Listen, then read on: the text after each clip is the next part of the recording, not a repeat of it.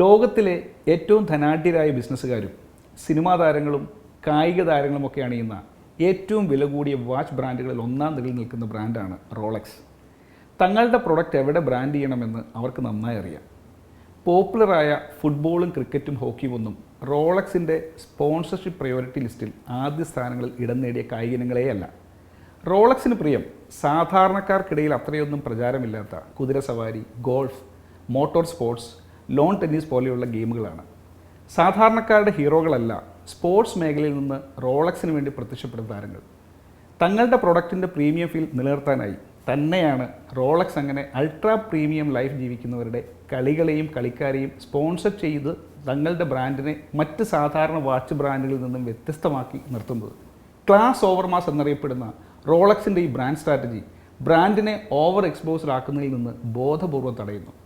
High buying പൊട്ടൻഷ്യലുള്ള ആളുകൾ കൂടുന്ന ഇടങ്ങളിൽ മാത്രമേ തങ്ങൾ വിസിബിൾ ആവേണ്ടതുള്ളൂ എന്ന തീരുമാനത്തിന് പിന്നിൽ വിൽക്കുന്ന വാച്ചുകളുടെ എണ്ണത്തേക്കാൾ വാങ്ങുകയും ധരിക്കുകയും ചെയ്യുന്ന ആളുകളുടെ സ്റ്റാറ്റസിന് അവർ പ്രാധാന്യം നൽകുന്നു എന്ന ഒറ്റ കാരണം തന്നെയാണ്.